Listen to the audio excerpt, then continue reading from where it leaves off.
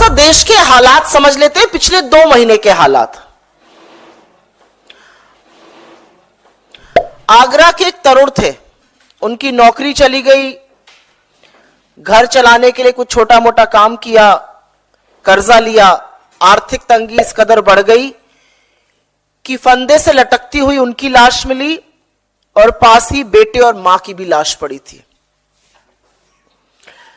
जौनपुर के 42 वर्ष के रमेश बिंद थे, मजदूरी करते थे, काम नहीं मिल रहा था, उधार लेके खर्च चला रहे थे, वो शिकंजा कसता गया, आर्थिक तंगी बढ़ गई, कर्ज बढ़ता गया, उस बोझ के तले दब गए और अंततोगत्वा फांसी के फंदे से झूल गए।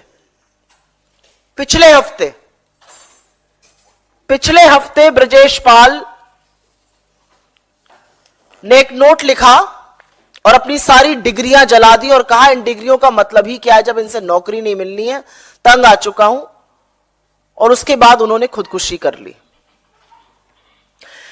इस देश में 7,000 से ज्यादा लोगों ने आर्थिक तंगी के चलते 2022 में आत्महत्या की है। आज की तारीख में हर घंटे 2 किसान जान देने को मजबूर हैं। 40 नौजवान हताश होकर, निराश होकर अपनी जान ले रहे हैं रोज। और ऐसे में मोदी सरकार आपको बताती है क्या बढ़िया चल रहा है, सब कुछ चकाचक है मामला। सरकार थोड़ा झूठ बोलती है तो चलिए हजम हो सकता है, लेकिन कुछ बातें ऐसी हैं कि गले के नीचे नहीं उतरती हैं। अब लगातार सरकार का नीति आयोग इस देश को और दुनिया को यह समझाने पर, यह सिद्ध करने पर तुला हुआ है कि नरेंद्र मोदी सरकार ने गरीबी का सफाया कर दिया है। ये जो लोग आत्महत्या कर रहे हैं, ये जो बेरोजगारों पर लाठियां बरसाई जा रही हैं, जो बेरोजगार सड़कों पे उतरे हुए हैं, ये देश के नागरिक थोड़ी हैं, ये कोई छुट्टे जानवर है जो घूम रहे हैं। यही समझाना चाहती है सरकार। इस देश के नीति आयोग ने अब यह सिद्ध करने का बीड़ा उठा लिया है कि देश में गरीबी नहीं है। और एक बिल्कुल चौंकाने वाला आंकड़ा आया है जिसके चलते नीति आयोग ने, एनएसएसओ का यह आंकड़ा आया, उसमें कहा है कि गरीबी 5% पर आकर टिक गई है। 5% पर गरीबी आ गई है, मतलब अब सिर्फ 7 करोड़ लोग गरीब हैं, बाकी माला माल है। और इसीलिए ये जो झूठ है ये गले के नीचे नहीं उतरता है। याद रहे कि 11 साल बाद ये जो उपभोक्ता व्यय, जो कंजम्पशन एक्सपेंडिचर का सर्वे है, 11 साल के अंतराल के बाद आया है। हर 5 साल पे आना होता है।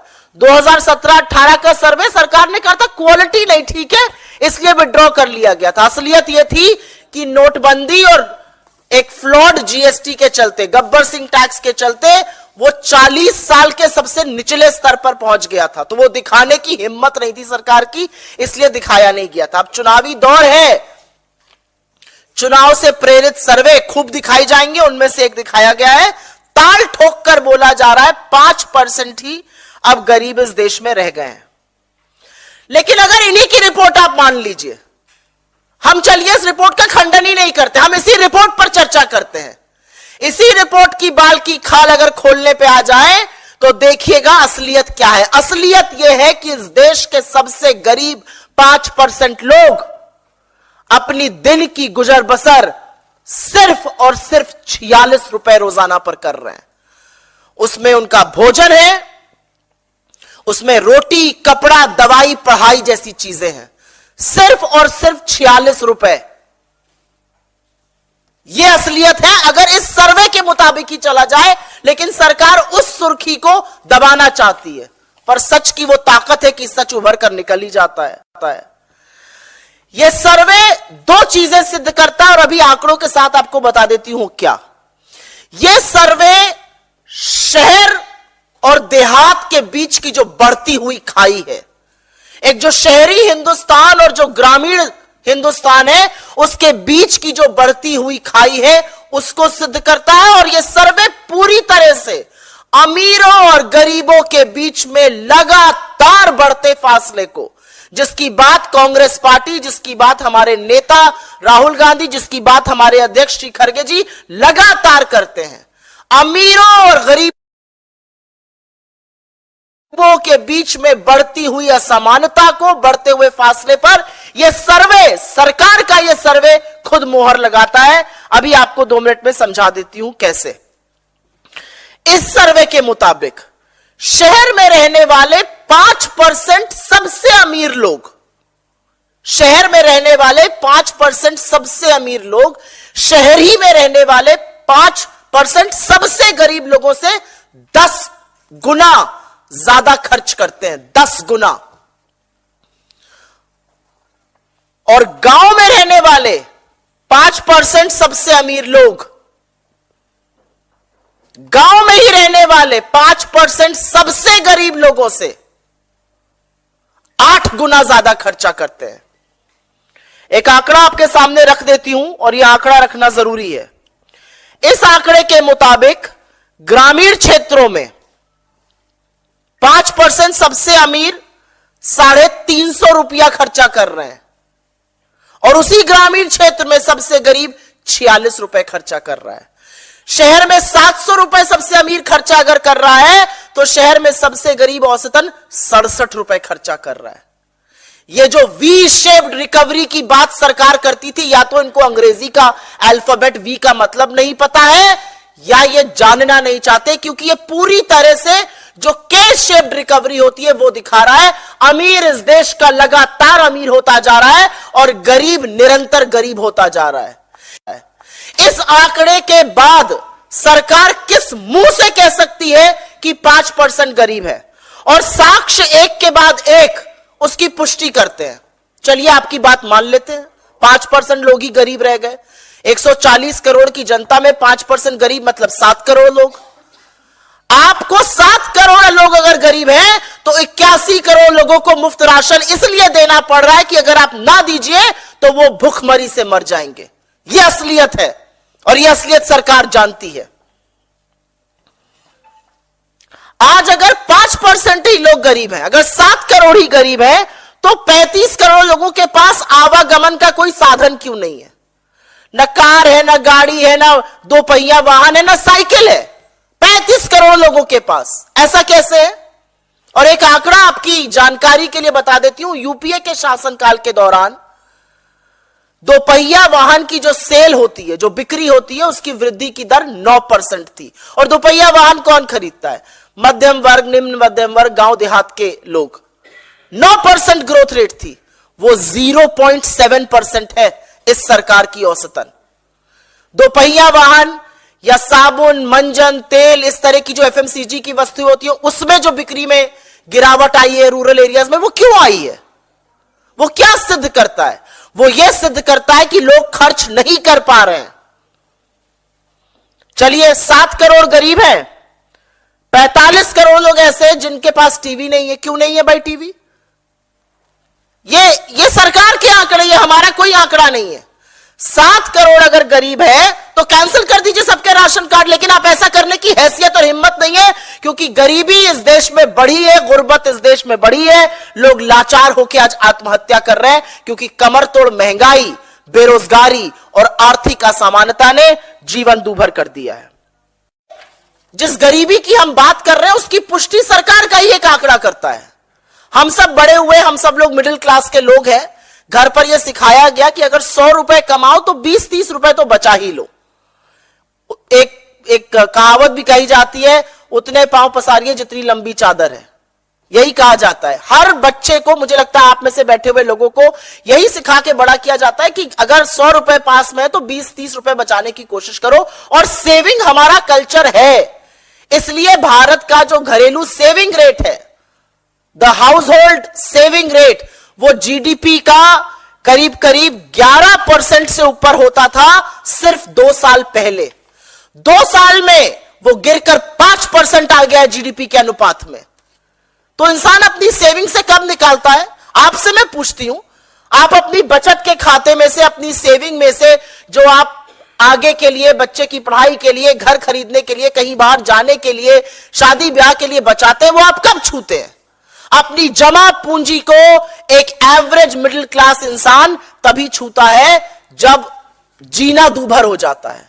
और सेविंग्स रेट का आधे से भी कम हो जाना इस बात की पुष्टि करता है कि लोग जूझ रहे हैं महंगाई से, लोग जूझ रहे हैं आर्थिक असमानता से, लोग जूझ रहे हैं गरीबी से।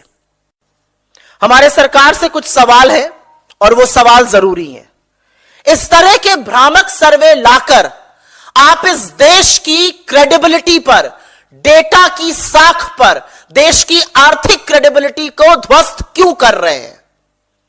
और जब भी कोई सरकार आंकड़ों के साथ खिलवाड़ करती है, आंकड़ों की हेराफेरी, आंकड़ों की जालसाजी करती है, उसका पूरा पूरा प्रमाण आपको निवेश जो गिर जाता है उसमें दिखता है।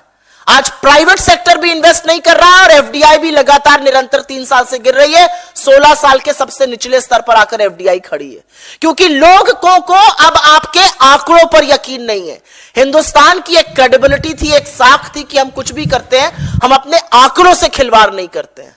आप क्यों लगातार इस देश की अर्थव्यवस्था, इस देश के आर्थिक आंकड़ों के साथ जालसाजी कर कर इस देश के आंकड़ों की प्रणाली के साथ खिलवाड़ कर रहे हैं, उनके साथ गलत कर रहे हैं? हमारा एक सवाल और है, सरकार अगर 5% गरीबी की बात करती है तो सरकार 46 रुपए प्रति रोज के लोगों के लिए क्या कर रही है? 67 रुपए प्रति रोज जो शहर में लोग हैं उनके लिए क्या कर रही है? सरकार ये जो आर्थिक असमानता लगातार बढ़ रही है शहर और गांव के बीच में और अमीर और गरीब के बीच में, उस खाई को पाटने के लिए क्या कर रही है? ये सब बड़े वाजिब सवाल है और इस सवाल से पूछे जाने चाहिए। सरकार कहती है बहुत बढ़िया चकाचक मामला है, तो आय क्यों नहीं बढ़ रही है?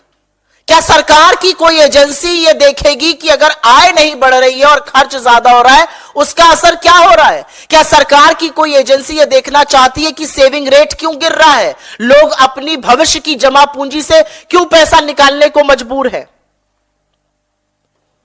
सरकार उज्ज्वला का ढिंडोरा पीटती है और असलियत यह है कि ईंधन पर सिर्फ मात्र 1.5% लोग खर्चा कर रहे हैं। और सरकार की नीति आयोग से एक डायरेक्ट सवाल है। आप ही की मल्टी डायमेंशनल पॉवर्टी रिपोर्ट ने कहा था अभी कुछ ही हफ्तों पहले 11% मल्टी डायमेंशनल लोग गरीब हैं। अब आप कह रहे हैं 5% गरीब हैं। जुलाई 2023 में आपने कहा था कि गांव में 20% के लोग गरीब हैं। तो 20% लोग गरीब हैं, 11% लोग गरीब हैं या 5% लोग गरीब हैं? क्योंकि यह रिपोर्ट नीति आयोग की 3 रिपोर्टों पर यह आंकड़े आधारित है। तो नीति आयोग में कौन सी रिपोर्ट सच्ची है, इस बात की पुष्टि नीति आयोग सरकार की जरूर करे।